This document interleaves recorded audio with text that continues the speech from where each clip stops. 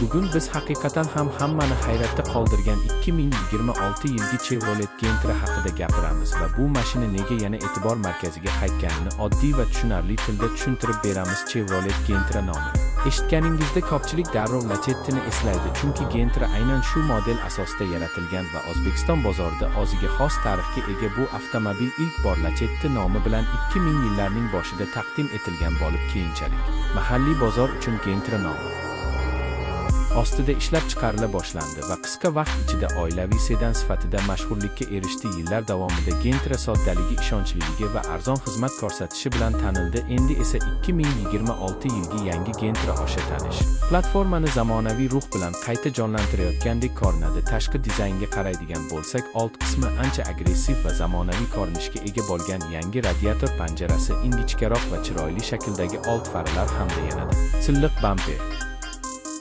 dizayni mashinaga yosh va dinamik kayfiyat bag'ishlaydi. Yon tomondan esa klassik sedan proporsiyalari saqlanib qolgan bo'lsa-da, yangi disklar va mayda dizayn detallari avtomobilni zamonaviyroq ko'rsatadi. Orqa qismida ham farlar va bagaj dizayni yangilanib, umumiy ko'rinish ancha jozibali bo'lib qolgan. Salon ichiga o'tsak, 2026 Gentra avvalgilariga qaraganda ancha qulay va texnologiyaga boy. Katta multimedia ekran, Bluetooth, USB smartfon ulanish imkoniyatlari, rul va o'rindiqlarning ergonomik joylashuvi kundalik haydashni yanada yoqimli qiladi. Konditsioner, elektr oynalar, xavfsizlik yostiqchalari kabi funksiyalar bu sinf uchun yetarli darajada taklif etilgan. Gentra'ni o'xshash sinfdagi avtomobillar, masalan Hyundai Accent, Kia Rio yoki Chang'e Alsvin bilan solishtiradigan bo'lsak, u texnologiya bo'yicha biroz sodda bo'lishi mumkin, lekin ishonchlilik, arzon ehtiyot qismlar va servisning keng tarqalganligi bo'yicha ko'pchilik raqobatchilardan ustun turadi. Ayniqsa O'zbekiston sharoitida bu juda katta